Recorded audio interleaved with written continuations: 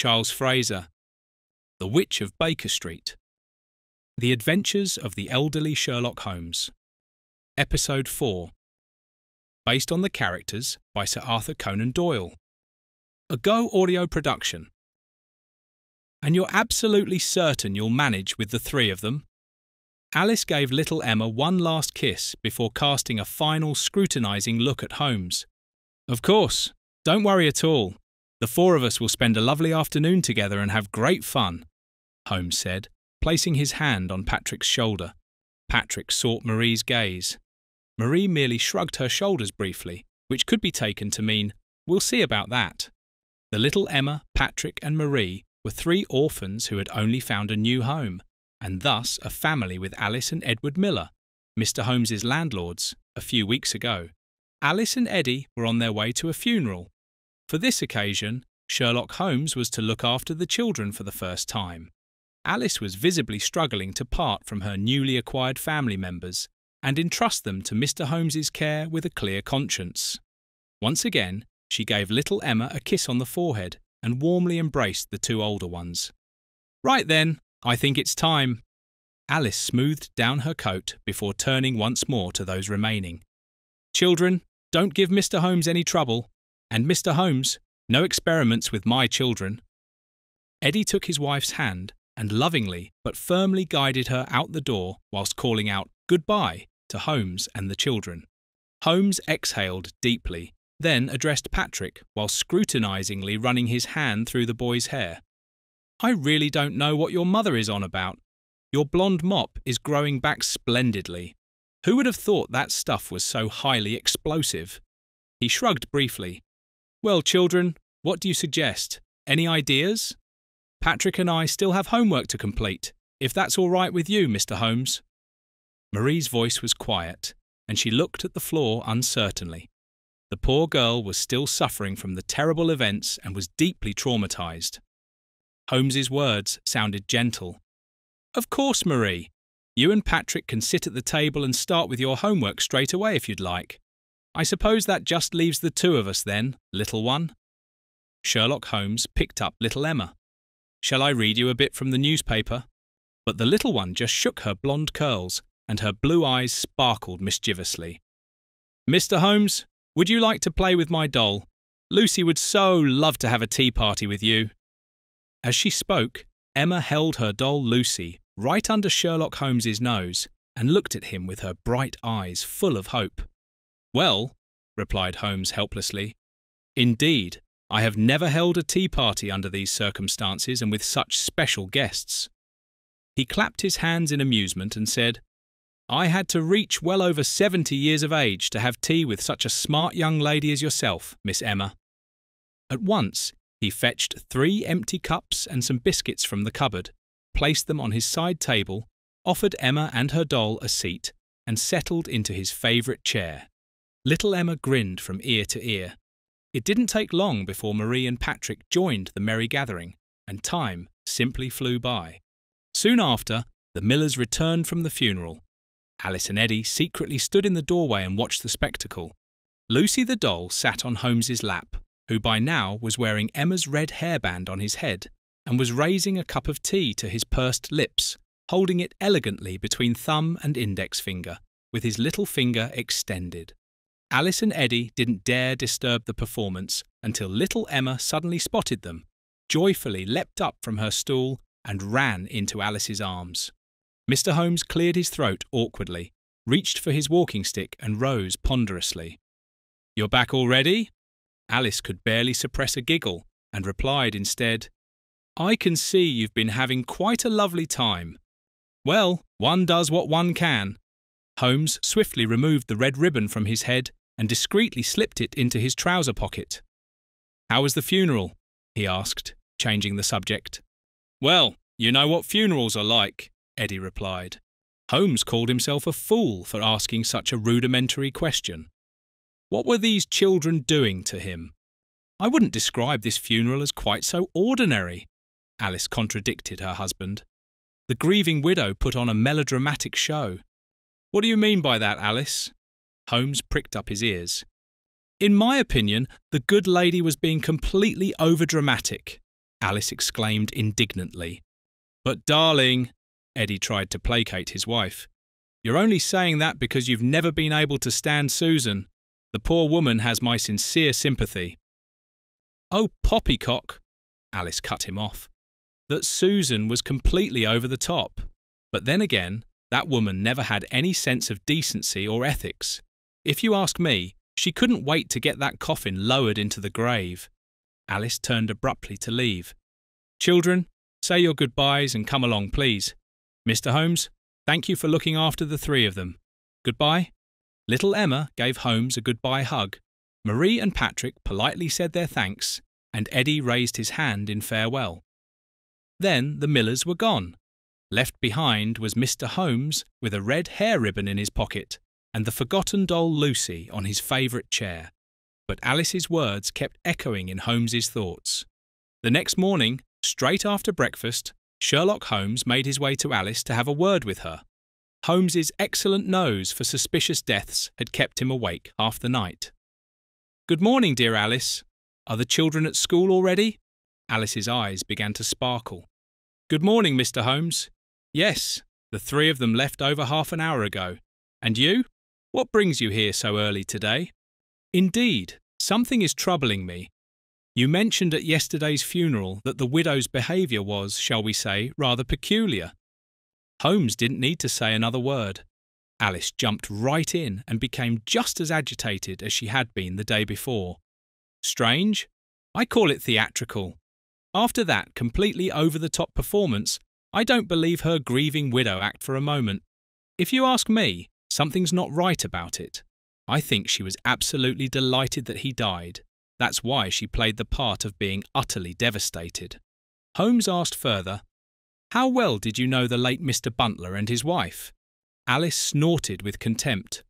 "Susan, or Mrs. Buntler, I've known since my school days.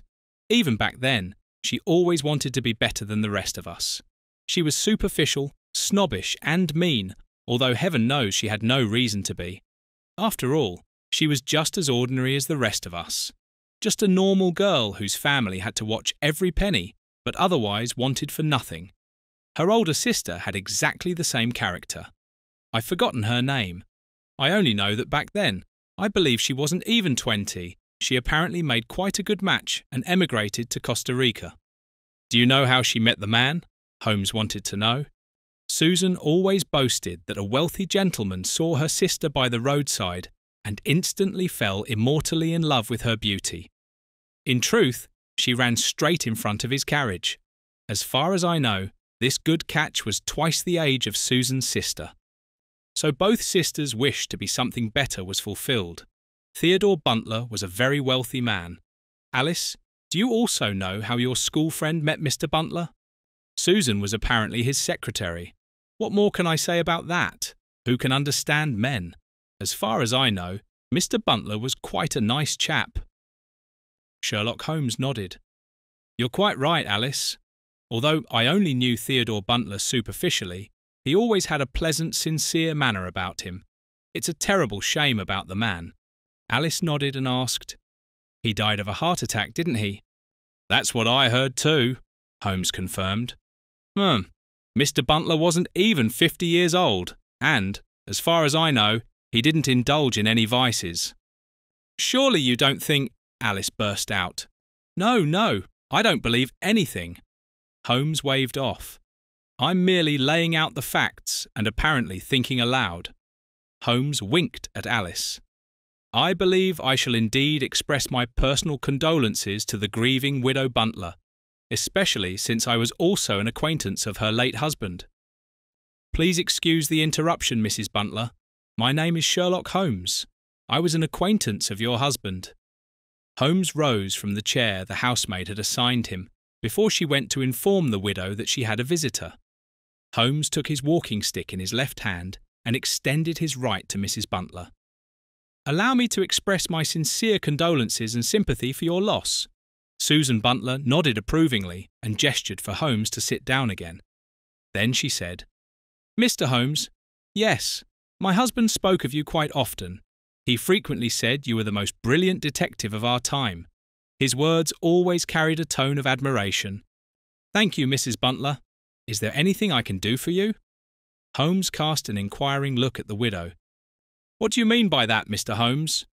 The lady's expression revealed her scepticism towards Holmes. "Just as I said, madam," replied Holmes. There was silence for a moment. "Your husband died of a heart attack? Is that correct?" Holmes wanted to know. Susan Butler gave a brief nod. "Where and when did this happen?" Mrs. Butler burst into tears. She clumsily fumbled for a handkerchief in her skirt pocket while beginning to sob uncontrollably. "It was all so dreadful. We'd had such a wonderful evening. It was Theo's birthday, and I'd invited a few of his closest friends round for dinner. We were just having dessert when my beloved Theo suddenly went completely pale. He clutched his chest, winced in pain, and fell off his stool. He took 2 or 3 breaths. Then he was dead." Mrs. Butler wept uncontrollably, and her voice rose down a shrill shriek. After all, he still wanted to get some information from the widow. "Who were your guests? The poor people must have surely suffered quite a shock themselves." Susan Butler gradually composed herself before replying through her tears. "Mr. and Mrs. Sanders were invited, as well as Mr. and Mrs. Epstein, Mr. Hatterts, and Mrs. Winterman." Suddenly the girl reappeared in the drawing-room. "Pardon me, madam, but the paper boy is here with a letter for you. He says he was instructed, as usual, to deliver it to you personally." Mrs. Butler dabbed away her little tears with her handkerchief and blew her nose delicately. "Please send the boy in to me, Clara." The maid curtsied briefly and disappeared, only to reappear instantly with the boy. "Billy, what on earth are you doing here?" Holmes exclaimed in astonishment as he saw his newspaper and drug supplier Billy enter. Billy had a letter in his hand which, after a brief greeting, he dutifully handed over to Mrs. Butler. Only then did he turn to Holmes. "Mr. Holmes, I could ask you the same question. What are you doing here?" "Oh, I understand. Has old Mr. Butler been murdered, then?" Holmes quickly waved it off while not taking his eyes off Mrs. Butler for a second. "Oh, no. Theodore Butler was an old acquaintance of mine. That's the only reason I'm paying my respects to Mrs. Butler." Billy breathed a sigh of relief. "Oh, that's all right, then. And there I was thinking—" Holmes quickly cut him off. "Mrs. Butler, it has been an honour. I shall leave you alone with your letter now, and take up no more of your precious time." He quickly shook hands with Susan Butler, and then left the Butlers' estate together with Billy. "Billy, my boy, what was that letter you just delivered to Susan Butler? Do you know who sent it?" "But of course, Mr. Holmes. The letter is from Mrs. Butler's sister in Costa Rica. She's been writing to her quite frequently lately." "How do you know that, Billy?" Holmes asked the boy. "Old Phil from the post office always gives me the letters for the poor missus. You see, I'm supposed to deliver them to her personally." "How often does Mrs. Butler receive letters from her sister?" Holmes pressed on. "In recent weeks, usually twice a week. Last time there was even a small parcel with it." "Billy, thank you." Holmes placed his hand on the boy's shoulder in a friendly manner. "By the way, my supplies are running low. You can rely on me, Mr. Holmes. As soon as I get new supplies, I'll bring them round to you. I must be off now. See you, Mr. Holmes." Billy swung his backpack over his shoulder, and immediately Holmes's little friend and drug courier had vanished. 2 days later, Holmes sat comfortably in his armchair, leafing through the newspaper and smoking. Suddenly, he stopped abruptly and stared intently at the headline. "Sanders found dead." Mr. Charles Sanders was found dead in front of his house last evening. A pentagram was emblazoned on his forehead. At first glance, no other external injuries were visible. Everything points to a murder with satanic undertones. Notably, there was a persistent smell of sulphur at the crime scene. Could it have been the work of a witch? Holmes shook his head pensively. A witch? What utter nonsense! There was a sudden knock at his door. Sherlock Holmes reached for his walking stick, briefly stretched his aching knee before he could put weight on it. Then he stood up and opened the door. "Inspector Wolfford, while I can't say I was expecting you, I'm not surprised to see you here." Inspector Wolfford removed his hat before entering and extended his hand to Sherlock Holmes. "Good day, Mr. Holmes. So I take it you're aware of yesterday's murder?" I've just read about it in the newspaper. I would be very interested to hear your thoughts on the matter. I hardly need to tell you that a witch murder is absolutely absurd. However, the signs pointing to it are mounting up. Yesterday morning, a young woman came to the station in a state of agitation. In her hands, she held her small, dead dog. The mutt reeked horribly of sulphur. A pentagram had been drawn into the animal's white fur. Well, what do you make of that? Holmes sat back down in his armchair and offered Inspector Wolfford the chair. "What was the young lady's name?" Holmes inquired. The inspector thought briefly. "It has slipped my mind for the moment, but I believe the young lady works as a maid. Let me guess. The girl's name was Clara, and she works for the Buntlers." "Precisely!" exclaimed Wolfford in astonishment. "How did you know that?" "That's beside the point. Do you have any other information for me, Inspector?" "Not exactly information, but I'm sure you know old Mrs Winterman from your street." "Of course, everyone knows old Winterman. You surely can't seriously believe that dear lady has anything to do with this?" Holmes asked incredulously. "No, I personally don't believe that, but there are several voices being raised. You know the reputation that surrounds the old lady, and Cindy Sanders, the murder victim's wife, said she was acquainted with Mrs Winterman, had last seen her at the Buntlers' dinner party, where he unexpectedly succumbed to a heart attack. Cindy Sanders goes so far as to claim that Mr Buntler was Winterman's first victim. Have you questioned Mrs Winterman yet?" "Of course," replied the inspector. "She has also admitted to being personally acquainted with both dead men. However, she naturally denies having anything to do with it. And with that, the interrogation was over. Good Mrs Winterman didn't say another word after that and refused to make any statement. I shall give this matter some thought. Should I discover anything of interest, I will be sure to let you know." Inspector Wolfford thanked Holmes, took his hat and walked to the door. "One more thing, Mr Holmes. This case is of utmost urgency. Should any more information reach the press, I fear we'll have a proper witch hunt on our hands." "You might be right about that, Inspector." Mr Holmes, Alice and Eddy sat together at dinner the following day. The children had already gone to bed. Sherlock Holmes described the events thus far to the Millers and informed them about Inspector Wolfford's visit. "Well, I've always found this Mrs Winterman rather creepy. I wouldn't be so sure that the old woman isn't a witch." "But Alice," Holmes laughed cheerfully, "whatever makes you think that? I wouldn't have expected such superstition from you. Have you ever seen Mrs Winterman without her black cat? When the creature isn't perched right on her shoulder, it's winding itself around the old woman's legs."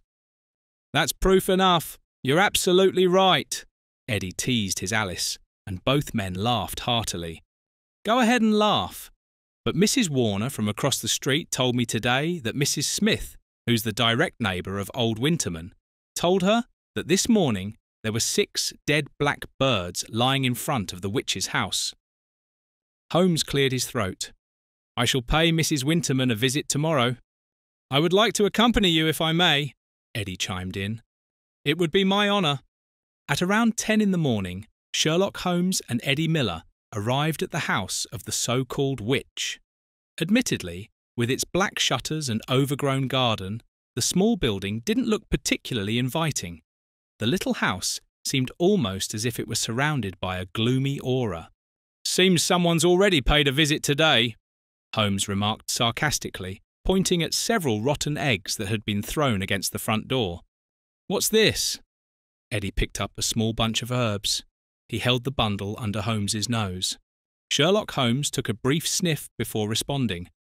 "Without a doubt, that's St John's wort. It's considered a protective herb and was particularly used in the Middle Ages for exorcising the devil." Eddy took the bundle back from Holmes and tucked it into his breast pocket. "Just in case."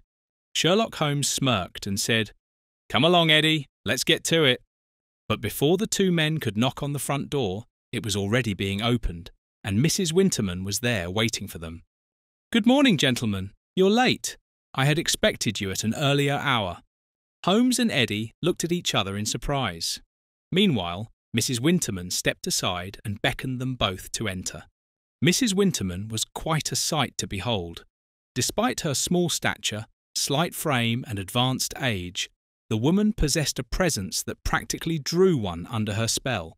She wore a colourful, long, flowing skirt and a plain linen blouse. Her brown hair, streaked with occasional silver strands, was loosely tied in a bun at the nape of her neck. Mrs. Winterman must have been in her early 70s, and yet her hair was still predominantly chestnut brown. How on earth was that possible? "Please do follow me to the kitchen." Mrs. Winterman smiled charmingly at Holmes and Eddy, revealing a brilliantly white, complete set of teeth. On the kitchen table stood cups with a pot of tea. "Mrs. Winterman, how did you know we would be visiting you today?" Eddy spoke up. The old lady smiled again. "Oh, Mr. Miller, you know, if you had lived here in Baker Street as long as I have, I've known Mr. Holmes for decades. You are a true master detective." Mrs. Winterman's engaging smile was directed straight at Holmes. "After Theodore Butler's death, at whose dinner I was a guest, after Charles Sanders's murder, the dead animals found with painted pentagrams, and my reputation as the Witch of Baker Street preceding me, it was only a matter of time before you would show up at my door. Am I right, Mr. Holmes?" "I can only agree with that." This time, it was Holmes's turn to give the old lady a smile. "May I ask why you were invited to Theodore Butler's dinner?" Holmes wanted to know. "You see, Theo and I have known each other for a very long time. I was his nanny back in the day. Since then, we've shared a close friendship.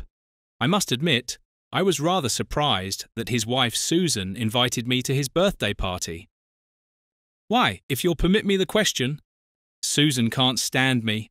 To put it quite bluntly, the Butlers have a certain standing in this town, are very wealthy. An acquaintance with an old witch doesn't quite fit that image. She's presumably worried about her reputation, for one thing. For another, I dare say a certain jealousy might play a part. Theo confides in me. Susan, as his wife, cannot claim the same." "So you're suggesting that the Butlers' marriage wasn't harmonious?" Holmes probed. "Theo wanted to leave his wife. Susan had always been fixated on money and power. The two of them barely spoke to each other anymore, and when they did, they would argue. Theo visited me just 3 weeks ago when he told me all this.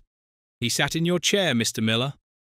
A veiled look came over Mrs. Winterman's face, as if she could see Theodore Butler sitting there in the chair instead of Eddy Miller. "There's only one thing that puzzles me, if your statement is true. Why did Susan Butler then host a birthday dinner for her husband?" Holmes's question snapped the old lady out of her reminiscing thoughts. Her gaze cleared, then she answered, "To be honest, I initially wondered about that myself. However, the dinner was remarkably harmonious. I almost believe Susan and Theo had talked things through and were giving their marriage another chance. That's how it appeared, at least. Sadly, I couldn't confirm this or ask Theo about it afterwards. He died right before my eyes." She lowered her gaze sorrowfully. "Mrs. Winterman, are you home?" The voice of a young girl suddenly echoed through the room, causing Holmes, Eddy, and the elderly lady to prick up their ears. Swiftly, as if she were 30 years younger, Mrs. Winterman hurried towards the voice. Hardly had the old lady left the kitchen when a coal-black cat strutted through the door, jumped onto the kitchen table, sat down in the middle of it, and seemed to observe the two men. "Mr. Holmes, what's all this about?" Eddy fidgeted nervously in his chair. Holmes merely shrugged and said, "Eddy, this is a witch's cat. It's presumably meant to keep an eye on us." The cat began to purr softly and cleaned its little paw. Sherlock Holmes and Eddy Miller could hear old Mrs. Winterman leading her guest into the adjacent living room. The conversation between the two drifted in through the open door crack. "Here, my dear, get your beloved to drink a little of this. Take a few sips yourself as well. I promise you, it won't take long before the two of you are a couple." "Oh, Mrs. Winterman, I am truly indebted to you. I can hardly wait. Oh, how excited I am. I shall return and tell you all about it." "Do that, my child, and now make sure you get to your beloved quickly. The potion works best when consumed freshly prepared. All the best, and goodbye." Eddy pricked up his ears. Suddenly his face turned ashen. "My dear fellow, what is the matter?" Holmes inquired with concern. "But did you not hear that just now? The old woman truly is a witch. She just gave the young girl a love potion. I was certain the rumours about this old lady were nothing but nonsense." "Oh, come now, Eddy. You're still young after all. You of all people should understand. What's there to object to about a bit of love?" Mrs. Winterman came back through the door and sat down again with the two men. The cat leapt straight from the table onto the old woman's shoulder and remained perched there. "I hope Zorro kept you good company in the meantime?" asked the old woman. "Zorro?" Eddy couldn't believe it.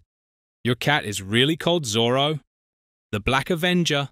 That's quite a good name for a tomcat, don't you think? By the way, you don't look well at all. Do have a few more sips of tea." Mrs. Winterman poured Eddy another cup, but he didn't dare to even touch it. Holmes, on the other hand, emptied his cup in one gulp and asked for another serving. "So you've just made a young girl incredibly happy," Holmes noted with amusement. "Yes, I believe I have." "Oh, these young things. It's always true love." "What exactly did you give her?" Holmes wanted to know. "Nothing special. I brewed her an aphrodisiac from a few ingredients. The first ingredient is always water." Mrs. Winterman winked at Holmes. "Anise and cinnamon for love and passion, pomegranate for increasing desire, elder for new beginnings and the promise of love, clover because one can always use some luck, some lovage, also known as love parsley, lime blossom honey to bind the souls together, patchouli for sensuality. I left out the rice for fertility, as the girl is still rather young." "And that actually works?" Eddy suddenly became curious. "Would you like to try some, Mr. Miller?" Eddy waved it away. "Yes, it works, if for no other reason than because the girl is convinced it will work. And don't underestimate the power and strength of plants and nature. Besides, I know that the boy the girl is in love with quite fancies her. Only without the potion, she probably wouldn't have dared to take the initiative.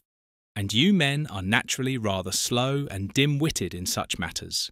Sherlock Holmes reached for his cane and rose. "Dear Mrs. Winterman, it has been an honour to be your guest today." He respectfully shook the old lady's hand. Eddy also stood up and seemed visibly relieved to be leaving the witch's house soon. "Mrs. Winterman, thank you for the tea." The old witch gave Eddy her knowing smile again and said to him, "If you should change your mind about the love potion, I'd be more than happy to brew one for you." Sherlock Holmes spent the evening with Alice and Eddy again. Eddy told the curious Alice everything down to the smallest detail. "So it's true after all, she is a witch," Alice blurted out. "Mrs. Winterman?" Everyone turned around in shock. Inspector Wolfford was standing in the doorway. "I apologise for the interruption. I knocked first at Mr. Holmes's, then at your door. You didn't hear me, but I could hear you speaking quietly, so I took the liberty of coming in." "You don't need to apologise, Mr. Wolfford. Do come in and join us," Eddy invited the inspector.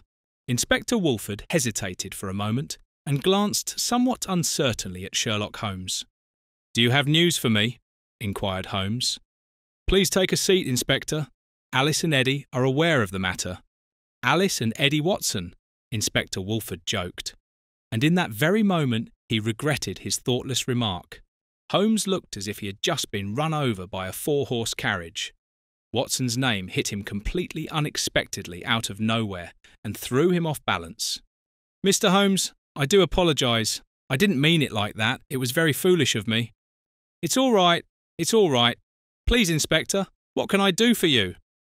Holmes appeared to have regained his composure and showed no further signs of distress. "Susan Buntler came to see me at the station today. She says she no longer believes that her beloved Theodore succumbed to a heart attack, but rather accuses Mrs. Winterman of murdering her husband." "That's a bit rich," Holmes burst out. Mrs. Winterman was a guest at her house during the aforementioned dinner for Mr. Buntler's birthday, as was the murdered Mr. Sanders. According to her, everything points to Mrs. Winterman. "What do you make of it, Inspector?" "I'm not quite sure. I must confess, I'm still in the dark." Much evidence points against Mrs. Winterman as the perpetrator, but I still lack a convincing motive." The detective shrugged his shoulders and shook his head. "I merely wanted to keep you informed, Mr. Holmes." Inspector Wolfford bid farewell to Holmes and the Millers. "The witch as Mr. Butler's murderer? I'm not quite sure about that. How could that work? Wasn't she herself a guest at the dinner?" Eddy pondered aloud. "Poison, my dear," Alice blurted out. "Women's, or in this case witches', favourite murder weapon. Isn't that one and the same thing?" Eddy let slip this remark, which his wife Alice, thankfully, failed to hear in her agitated state of mind. "I believe you are absolutely spot on there, dearest Alice," Holmes stated. "But how?" Eddy seemed unconvinced by this idea. "And it just occurred to me, we haven't even asked Mrs. Winterman if she has an alibi for the night Mr. Butler was murdered." "That's not necessary either." "What do you mean by that, Mr. Holmes?" But Holmes had already reached for his walking stick, excused himself saying he had an urgent matter to attend to, and left the Millers standing there with questioning looks. The next morning, Holmes sat in his armchair, picked up the Daily Telegraph, and was about to engage in one of his daily favourite pastimes. However, he didn't get very far. Another murder victim with pentagram. Another victim was found dead during the night. The victim was identified as 65-year-old Stuart Hatterts. As with Charles Sanders, the first victim, no external injuries were found. Only the familiar painted pentagram was emblazoned on his forehead. Holmes fumbled for his walking stick. "Where on earth did I put that wretched thing?" There it was. He reached for his coat and was just about to grasp the door handle when there was a knock from outside, and Holmes heard Eddy's voice. Holmes opened the door. "That was quick," Eddy remarked in surprise. "Mr. Holmes, have you read the Telegraph today?" "I have. I'm just on my way to Mrs. Winterman's. Would you care to join me?" Eddy hesitated. Finally, he pulled himself together. "Always at your service, Mr. Holmes." A small cluster of agitated people had gathered in front of Mrs. Winterman's house. They were shouting excitedly amongst themselves. "All they need now are pitchforks for the mob," Holmes thought, shaking his head. Holmes and Eddy pushed their way through the crowd until Holmes was suddenly held back. Only then did he spot Susan Butler, who appeared to be leading the mob. "Mr. Holmes, thank goodness you're here. Just arrest that witch quickly." Holmes unceremoniously freed himself from Mrs. Butler's grip and stated dryly, "I'm a retired detective. I'm not authorised to arrest anyone. Would you like to join us? Or why else are you here?" "I hardly think that's any of your business." With that, Holmes turned away. "Burn the witch!" That was the last thing Holmes heard as he turned his back on the mob. Holmes and Eddy didn't need to knock on the door for long. Mrs. Winterman had already opened it before the two men could make their presence known. "Mr. Holmes, Mr. Miller, please do come in." That's how the elderly lady greeted the two men before quickly closing and bolting the door. Sherlock Holmes scrutinised Mrs. Winterman carefully. Her appearance could not disguise what the old woman must have experienced over the past few days and hours, and with just a slightly closer look, one could easily spot the newly formed worry lines and dark circles under her eyes. "Mrs. Winterman, tell me, how long has this gathering in front of your house been going on?" asked Holmes with concern. The old woman's engaging smile seemed forced and sad. "Since the early hours of the morning, but their numbers keep growing and the aggression is escalating." "I fear that too." Holmes thoughtfully rubbed his chin. "Eddy, please find Inspector Wolfford. He must come here as quickly as possible and disperse this riot in front of Mrs. Winterman's house. And Eddy, make haste." Eddy just nodded briefly, tipped his hat in greeting, and was gone. Eddy could be relied upon. Holmes and Mrs. Winterman sat at the kitchen table, where a pot of tea and cups could already be found. Zorro had taken up his usual spot on Mrs. Winterman's left shoulder. The shouts of the agitated mob outside the door grew ever louder. Suddenly, the elderly lady began to tremble slightly. At the same moment, her tomcat started purring to calm her. Holmes took hold of the old woman's arm and said, "You needn't be afraid. It won't be long before Eddy arrives with Inspector Wolfford. And in the meantime, I'm here too. And anyone," Holmes swung his walking stick through the air, "would have to get past this first." Mrs. Winterman forced herself to smile, though she didn't seem to manage it. "You know," her voice sounded strained, "I never thought that I too would ever find myself at this point." "What do you mean by that?" "My great-great-great-grandmother Winnie was burnt at the stake as a witch back then. I grew up with this story. While other children were afraid of the bogeyman, I was afraid of the pyre." "Would you like to tell me about it?" asked Holmes. "Mr. Holmes, this story is part of my family chronicle. It has never been discussed with anyone outside the family, but I don't want it to be forgotten either, which is why I want to tell you about the events that took place back then." The old woman took another sip of tea and pulled her shawl tighter around her shivering body. "My great-great-great-grandmother Winnie grew up during the witch hunts. Back then, it was almost a daily occurrence for some woman to be accused of witchcraft, simply because someone took a dislike to her, or she merely looked the wrong way. There is a long tradition in my family. We are midwives, and have always known herbs and their healing powers better than any doctor. Winnie's mother was also a midwife. She passed this profession on to my great-great-great-grandmother. And of course, the knowledge of herbs. Winnie helped many children into the world, but also saw many mothers and babies die. When young girls became pregnant unwillingly, she gave them the right herb and thus helped them too. Rape was commonplace, and life was not easy for either a mother or a bastard child. Everyone who fell ill or was injured during hard labour sought out the midwife with her herbs for relief and healing. In short, Winnie was there for her community, just as the women had been for generations before her. It so happened that in the neighbouring village, one of Winnie's friends was accused of witchcraft, and thus of having a pact with Satan. She was locked up in the witch tower, but it wasn't long before she was put on trial. Back then, there were many nasty methods to obtain a confession.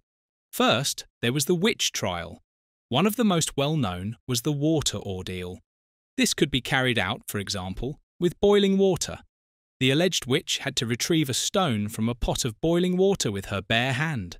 If the burn healed within 3 days, one was innocent. If the wound festered under the bandage, one was convicted of witchcraft. If one was tied up with hands and feet crossed and thrown into the water, floating on the surface meant one was a witch, while sinking could mean the water was bewitched, and one was still a witch. In the best-case scenario, however, one would already be dead before being pulled out again. Then there was also the trial by fire, which proceeded similarly to the trial by boiling water. One had to hold one's hand in the fire or carry red-hot pieces of iron. If the wound healed within 3 days, one was exonerated. As you can surely imagine, this miracle occurred extremely rarely. Holmes swallowed hard. The lump that had formed in his throat seemed to almost take his breath away. Certainly, he had read a great deal about witch hunts and how unfairly women were treated. But hearing this story from someone who had been affected was quite another matter entirely. Finally, Mrs. Winterman continued, "If you were unlucky, you would be put on the witch scales. A weight would be predetermined that was supposedly appropriate for the person. If the woman weighed less, she would be charged, as she was lighter than she should have been, and had therefore sold her soul to the devil. If she weighed more, she had bewitched the scales. The verdict was always decided in advance. The woman's mole was considered a witch's mark. The devil had marked his chosen one, and the mark was supposedly numb and bloodless. To verify this, they had a special tool with a shaft and a long, sharp needle. This instrument would be used to prick the mark. If it didn't hurt and didn't bleed, then the woman was declared a witch. Unfortunately, these special instruments were crafted in such a way that the needle would retract into the wooden shaft when pressure was applied. The simplest method, however, was torture. Although there were already guidelines at the time stating that a person could only be tortured for 1 hour before requiring a break, and that they must be released after 3 torture sessions without a confession, these rules did not apply to serious crimes such as witchcraft. Thumbscrews and the rack served their purpose until even the most stubborn witch confessed. In addition to a confession, They wanted to learn about other witches. One had to know them, since witches would meet and exchange information with each other. So they tortured and tormented until names were given. This is what happened to my great-great-great-grandmother Winnie with her condemned friend. God alone knows why she mentioned Winnie's name of all people. A group of men came that very evening and tore my granny from her family. They locked her in the tower for 4 days. All the family's pleading and begging was in vain. They dismissed them, saying that Winnie would receive a fair trial, and if the accusations were unjustified, there would be nothing to fear. Meanwhile, a strange shift swept through the village community. Where once the family had been respected and well-liked, they were now reviled as Satan's spawn. When the court hearing came, and the bandage was removed from my granny's right arm, she had been subjected to the water test with boiling water the day after her arrest. And the burn wound was severely infected. The matter was settled.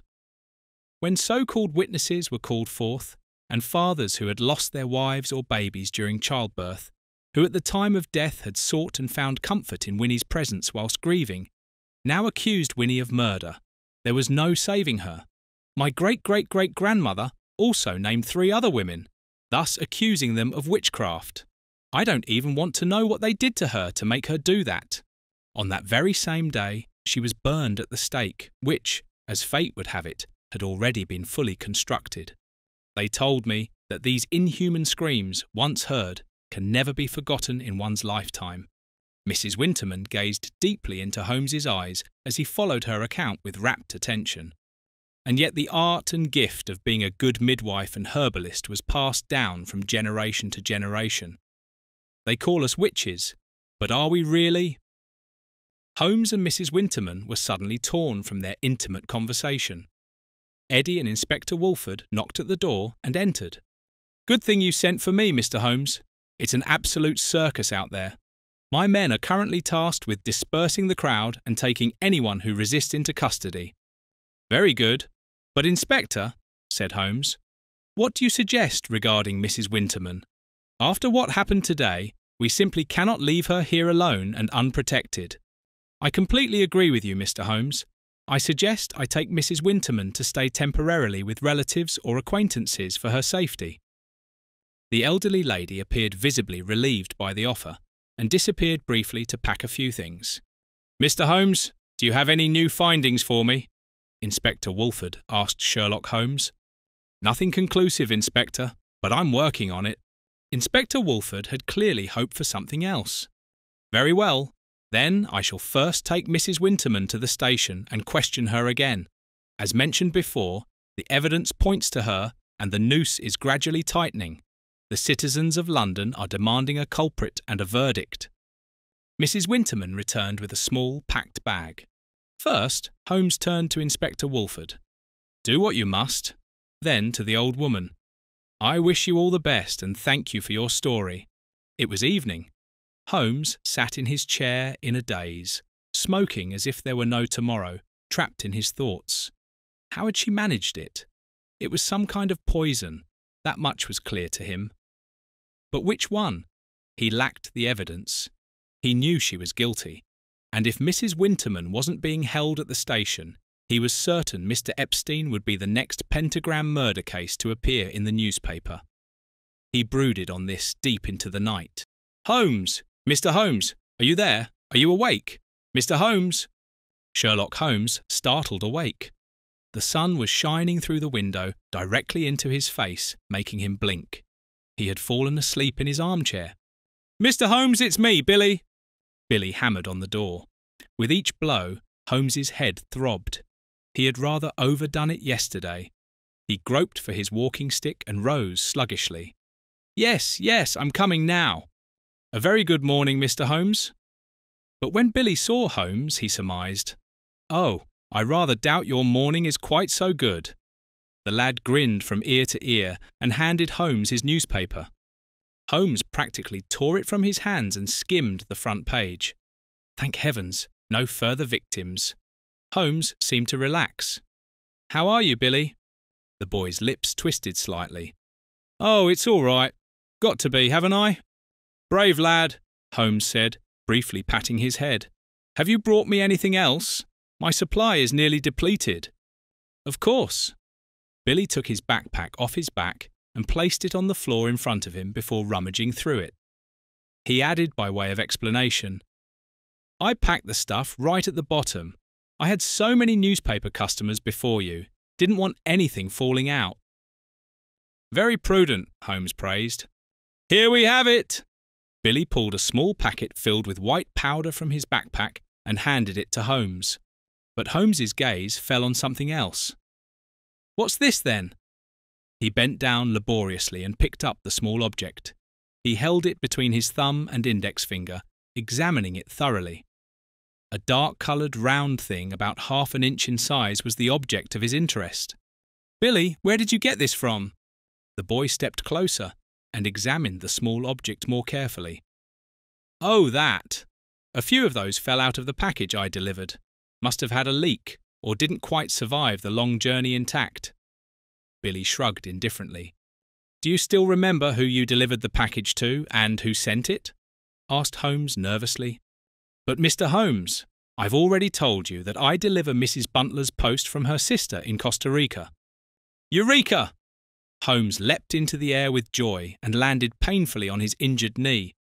Never mind, there was no time for that now. He grabbed his coat and was about to rush out when he paused once more. Billy, may I keep this?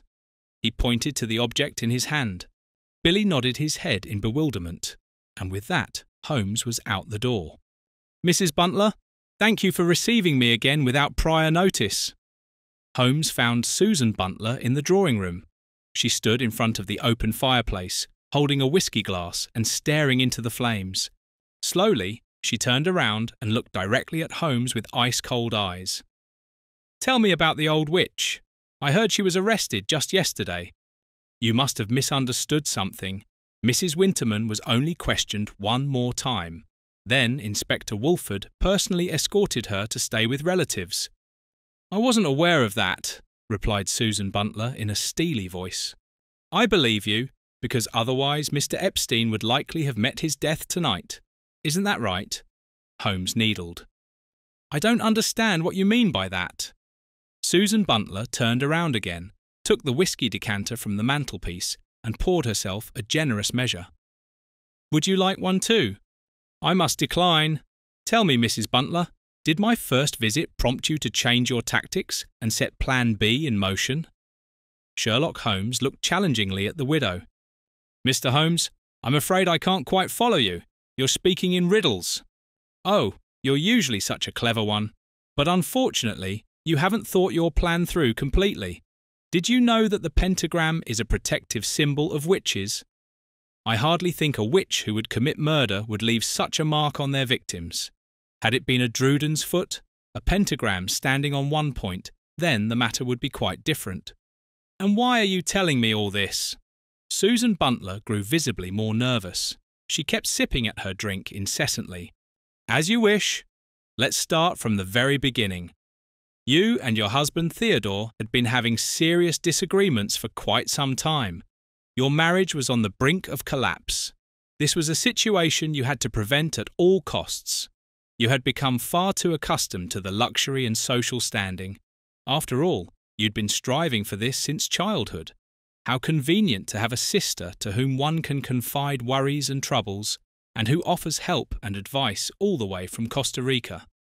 Thus, some time ago, you received a package brimming with lima beans. To be precise, this one. Holmes held up the small bean triumphantly, the one he had taken from Billy's pocket. Properly prepared and cooked, it's a delicacy.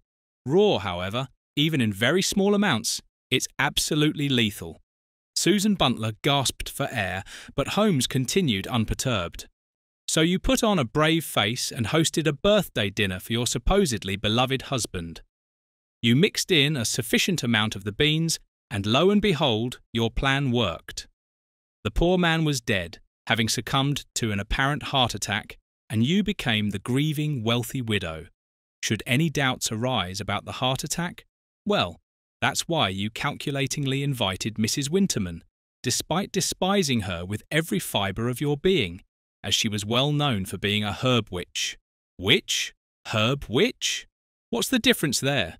Here a murder, there a murder, a pentagram as a witch's symbol, and suddenly the perfect connection to your birthday dinner was established.